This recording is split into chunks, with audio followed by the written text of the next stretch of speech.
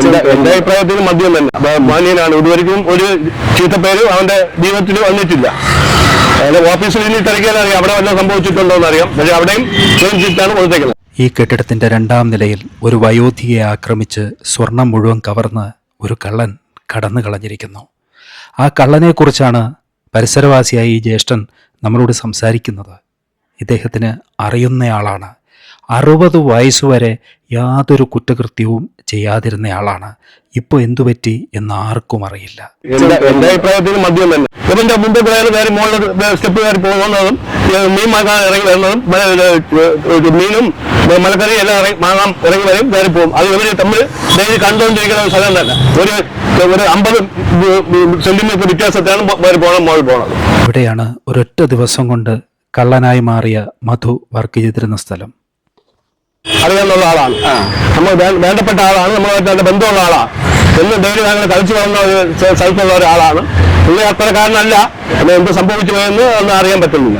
മദ്യപിക്കുന്ന ആളാണ്. മദ്യപിക്കും. പക്ഷെ ഇന്നലെ ഓവറായിട്ട് മദ്യപിച്ചെന്നാണ് തോന്നുന്നത്.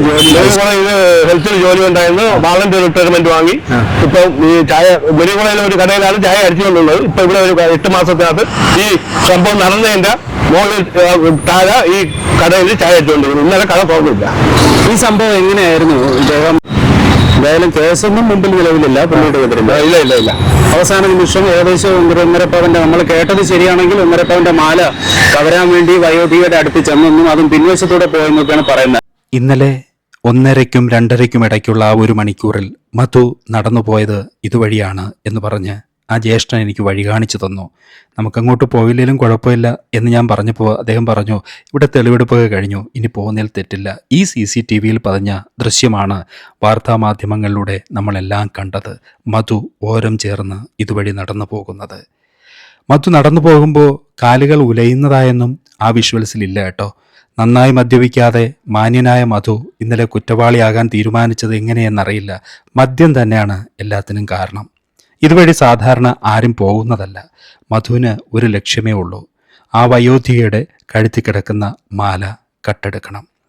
അതോ അയാൾക്ക് മറ്റെന്തെങ്കിലും കൂടി ലക്ഷ്യമുണ്ടോ എന്നറിയില്ല. ഇവിടെ മൺവെട്ടിയൊക്കെ ഉണ്ട് കേട്ടോ. ഇതുവഴി ഒരു ആക്രമിക്ക് കയറി വന്നു കഴിഞ്ഞാൽ കീഴ്പ്പെടുത്താനുള്ള എല്ലാ സംവിധാനങ്ങളും സാധ്യതകളുമുണ്ട്. മാത്രമല്ല അവർ ഒറ്റയ്ക്ക് താമസിക്കുകയാണ്. ഈ കാണുന്ന വാതിലിനുള്ളിലേക്ക് മധു എത്തപ്പെടുകയാണ്. എന്നിട്ട് ഈ വാതിൽ തുറന്ന് മധു അകത്ത് കയറി. അവിടെ ആഹാരം കഴിച്ചുകൊണ്ടിരുന്ന വൃദ്ധയുടെ അടുത്തെത്തി പിന്നിൽ നിന്ന് തോർത്തുകൊണ്ട് വായ മുറുക്കി കെട്ടി. സാരി കൊണ്ട് വായിലേക്ക് തുണി കുത്തിക്കയറ്റി. അവർ സംസാരിക്കില്ല എന്നുറപ്പുവരുത്തി കൈയും കാലുമൊക്കെ കട്ടിലിൽ ചേർത്ത് ബന്ധിച്ചു എന്നാണ് പറയുന്നത്. അത് കഴിഞ്ഞ് മാലയും കട്ടെടുത്ത് അയാൾ ഇവിടെ നിന്ന് കടന്നു കളഞ്ഞു. അയാളിലേക്ക് എത്താൻ പോലീസിന് വളരെ എളുപ്പമായിരുന്നു. CCTV ദൃശ്യത്തിലൂടെ കണ്ട ആളിനെ ഈ നാട്ടുകാർക്കും വീട്ടുകാർക്കും നന്നായിട്ടറിയാം. കഴിഞ്ഞ 8 വർഷമായിട്ടറിയാം. താഴെ ബേക്കറിൽ ചായ അടിക്കുന്ന ആളാണ്. ഈ സ്വർണത്തിന് വില കൂടിയത് ജീവൻ അപഹരിക്കപ്പെടുന്നതിനൊരു കാരണമാണെന്ന് തോന്നുന്നു അല്ലേ? ഇപ്പൊ അതെ. ഈ ഒരു അമ്മ, അവർക്ക് ഏകദേശം എത്ര വയസ്സ് പ്രായം വരും? അവർ ഒറ്റയ്ക്കാണ് അവിടെ താമസിക്കുന്നത്? അവർക്ക് 65 വയസ്സ് പ്രായമുണ്ടെന്നാണ് അവര് ഓണർ പറഞ്ഞത്. വാടകയ്ക്കാണോ അത്? ഒറ്റി 5 ലക്ഷം രൂപയ്ക്ക് ഒരു ഒറ്റി എടുത്ത് 5 കൊല്ലമായി ഇവിടെ താമസമായിട്ട്. ഈ കട മധു ഇവിടെ വന്നിട്ട് 8 മാസമായി കട തുടങ്ങിയിട്ട്. അപ്പൊ നമ്മള് ചായ കുടിക്കാൻ അവിടെ പോകും, സംസാരിച്ചുകൊണ്ടിരിക്കും. നല്ല ബന്ധമാണ്. സാമ്പത്തികമായിട്ട് വലിയ പരാധീനതകൾ എന്തോ ഈ ഇടയ്ക്ക് ഉണ്ടായി എന്ന് പറഞ്ഞു കേട്ടു. സാമ്പത്തികമായി ഉണ്ടെന്ന് പറഞ്ഞാൽ അവരുടെ വീട് 2 നില വീടാണ്. മുകളിൽ വാടകയ്ക്ക് കൊടുത്തേക്കാണ്, താഴെ അവർ താമസിക്കുകയാണ്. പിന്നെ അവന് പെൻഷനുണ്ട്, 10-25 രൂപ പെൻഷൻ ഉണ്ടെന്നാണ് ഇന്നിപ്പം കിട്ടിയാറുള്ളത്. പക്ഷെ ഒരു മനുഷ്യൻ ഏകദേശം 60 വയസ്സ് വരെ ജീവിതത്തിന്റെ പകുതിക്ക് ഏറെയും ജീവിച്ചിട്ട് ഒരു സുപ്രഭാതത്തില് ഇതുപോലെ ഒരു ക്രിമിനൽ പശ്ചാത്തലത്തിലേക്ക് ചെന്നുപെടുക, പേരുദോഷം ഉണ്ടാകുക, വല്ലാത്ത കഷ്ടം. നിങ്ങളതെങ്ങനെ വിലയിരുത്തുന്നു? ആ മദ്യമാണ് ഇതിലേക്ക്? എന്റെ അഭിപ്രായത്തിൽ മദ്യം തന്നെ മാന്യനാണ്. ഇതുവരെയും ഒരു ചീത്തപ്പേര് അവന്റെ ജീവിതത്തിൽ വന്നിട്ടില്ല. ഓഫീസിൽ ഇനി തിരക്കിയാൽ അറിയാം അവിടെ വല്ലതും സംഭവിച്ചിട്ടുണ്ടോ എന്നറിയാം. പക്ഷെ അവിടെയും ചീറ്റാണ് കൊടുത്തേക്കുന്നത്. സത്യത്തിൽ എൻ്റെ ചാനലിലൂടെ പറഞ്ഞു പോകുന്ന കാര്യങ്ങൾ ഒരു വാർത്തയുടെ ശക്തമായ ഒരു അവതരണമല്ല, പകരം എനിക്ക് പറയാനുള്ളൊരു സന്ദേശമാണ്. അതുകൊണ്ടാണ് എൻ്റെ വീഡിയോയിൽ ഞാൻ അയാളുടെ മുഖം കാണിക്കാത്തത്. കാരണം അദ്ദേഹത്തിന് ഒരു മകനും മകളും ഭാര്യയുമുണ്ട്. അവർ ഈ നാട്ടിൽ തന്നെ നന്നായി ജീവിച്ചവരാണ് ഇത്രകാലവും. യാതൊരു തെറ്റും മനസ്സാ വാചാ കർമ്മണ ഒരിക്കലും ചെയ്തിട്ടില്ലാത്തവരാണ് അവരുടെ അച്ഛനെ അല്ലെങ്കിൽ ഭർത്താവിനെ ഒരു കള്ളനായി കാണാൻ അവർക്ക് ആഗ്രഹം ഉണ്ടാവില്ല. അതുകൊണ്ടാണ്. ഇദ്ദേഹം ഒരു മരണ വീട്ടിലുണ്ടായിരുന്നു ഏകദേശം 11:30 മണിക്ക്. അപ്പോഴും മദ്യപിച്ചിട്ടൊന്നും ഉണ്ടായിരുന്നില്ല എന്നാണ് അന്ന് കണ്ടവർ പറയുന്നത്.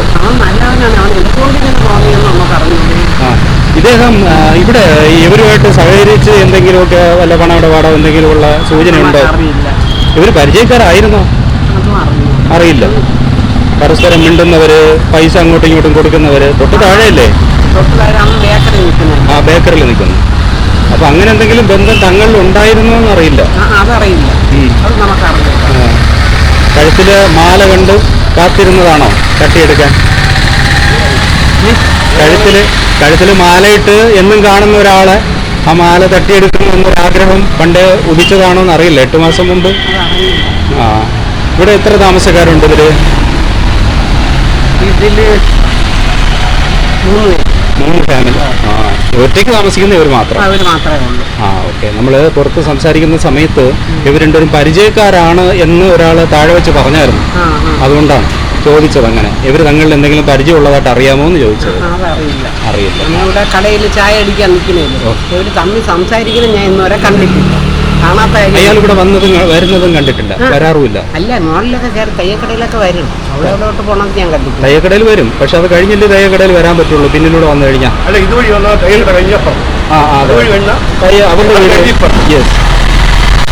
വരാറുണ്ട്, മേളിൽ വരാറുണ്ട്. ഇല്ല. അല്ല അമ്മ, തയ്യക്കടയിൽ വരാറുണ്ട് അയാള്. അത് ബാർബർ ഷോപ്പിലോട്ട് വരുമ്പോ അവനെ കണ്ട് സംസാരിക്കും. അങ്ങനെയാണ്. ഇനി എന്താ അതിനെ പറ്റി ഇനി നമുക്ക് ശരിക്കും പോലീസ് അന്വേഷിച്ച് ചെയ്യാനേ അറിയാൻ പറ്റുള്ളൂ. കട്ടിലിൽ കെട്ടിയിട്ട് സാരി കൊണ്ട് തല ചുറ്റി എന്നൊക്കെ പറഞ്ഞു കേൾക്കുന്നു. സാരി കൊണ്ട് തല ചുറ്റിയത് പറഞ്ഞത് ശരിയല്ലെന്നാ തോന്നുന്നത്. അവര് പറഞ്ഞു വായിൽ തുണി വെച്ചു എന്നാ പറഞ്ഞത്. സാരി ചുറ്റിയെന്ന് പറയില്ല. അപ്പൊ ഒരു മർഡർ ശ്രമം ഒന്നും നടന്നില്ല. ഓക്കെ, അതിപ്പോ ഇവര് അങ്ങനെ പറഞ്ഞു, നിങ്ങൾ പറഞ്ഞപ്പോൾ അങ്ങനെ നടന്നെങ്കിൽ പിന്നെ അവര് വിളിച്ച് പറയാം. ഇവര് കുറെ കഴിഞ്ഞിട്ട് വിളിച്ച് ഫോണിൽ വിളിച്ചാൽ മറ്റേ മോളിൽ താമസിക്കുന്ന അമ്മച്ചിയെ വിളിച്ച് പരിചയം ചെയ്തത്. അപ്പൊ അമ്മച്ചി മോനും മോളിൽ ഉറങ്ങിക്കൊണ്ടിരിക്കുകയാണ് ഒറ്റയ്ക്ക് 2 മണി ശേഷം. അങ്ങനെ ഇവര് ഈ കയ്യിലെന്തോ ഫോൺ ഉണ്ടായിരുന്നു, ഫോൺ എടുത്ത് വെച്ച് വിളിച്ച് അങ്ങനെ അവര് വന്നപ്പോഴാണ് പറഞ്ഞ വായിൽ തുണി കൊണ്ട് ഇവിടെ മുഖം പത്ത് നീ കടിച്ചു എന്ന് പറഞ്ഞു. നീ കടിച്ചു അവര് പറഞ്ഞതായിരുന്നു. ഓക്കെ, പക്ഷെ ഈ കൈയും കാലും കെട്ടിട്ടെങ്കിൽ പിന്നെ എങ്ങനെ അവര് പോയി? കൈ മാത്രമേ കെട്ടിയിട്ടുള്ളൂ. ഒരു കൈയെ കെട്ടിയിട്ടുള്ളൂ. ഒരു കൈ കെട്ടിയില്ല, അത്രേ ഉള്ളൂ. അത് ശരി. ഈ അമ്മച്ചി ഈ മധുവിനെ തിരിച്ചറിഞ്ഞോ? മധുവിനെ പോലീസ് കൊണ്ടുവന്നപ്പോ അമ്മച്ചി പറഞ്ഞു അതല്ലെന്നാ പറഞ്ഞത്. ആളിതല്ല എന്ന് പറഞ്ഞു. ഇനി അമ്മച്ചിയും ഇവരുമായിട്ട് വല്ല ബന്ധം ഉണ്ടാകും നമുക്കറിയത്തില്ല.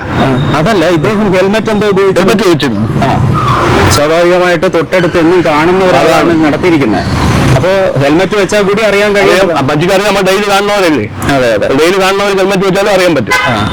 ഇദ്ദേഹം എങ്ങനെയാണ്? ഇദ്ദേഹത്തിന്റെ സ്വഭാവത്തിൽ ഏതെങ്കിലും രീതിയിലുള്ള സൈക്കോ മോഡൽ, അതായത് ഒന്നുമില്ല പ്രവർത്തിക്കുന്നതും പറയുന്നതും ഒക്കെ ബന്ധവും അങ്ങനെയൊക്കെ തോന്നിയിട്ടുണ്ടോ? ഇല്ല. അവൻ രാവിലെ 5:30 വന്ന് ഇവിടെ വന്ന് കട തുറക്കും. 11 മണിയാകുമ്പോൾ അത് ഒന്ന് ഒതുക്കി വെച്ചിട്ട് ഒരു 12 മണിയോടുകൂടി വീട്ടിൽ പോകും. വീട്ടിൽ പോയിട്ട് വീണ്ടും ഒരു 3 മണിയാകുമ്പോൾ ഇവിടെ വന്ന് വീണ്ടും തുറക്കും.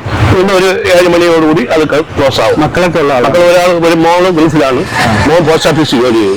നല്ല ഫാമിലിയാണ്. അപ്പൊ അവർക്കൊക്കെ ശരിക്കും ഇതൊരു വലിയ അടി തന്നെയായിരിക്കും കുടുംബത്തിനേറ്റ. എന്തായാലും പുള്ളിയെ ഇപ്പൊ റിമാൻഡ് ചെയ്തു എന്നാണ് അറിയുന്നത്. നമ്മളിവിടെ വന്നപ്പോഴേക്ക് ആ വീട്ടില് മോഷണം നടന്ന വീട്ടിൽ അവരെ നമ്മളോട് സംസാരിക്കാൻ തയ്യാറല്ല, അവരെ സഹകരിക്കുന്നില്ല. നമ്മളിവിടെയുള്ള നമ്മുടെ ഒരു ചേട്ടൻ സ്ഥിരം അറിയുന്ന ആളിനോടാണ് സംസാരിച്ചത്. അദ്ദേഹം തന്ന വിവരങ്ങളാണ് ഇതൊക്കെ.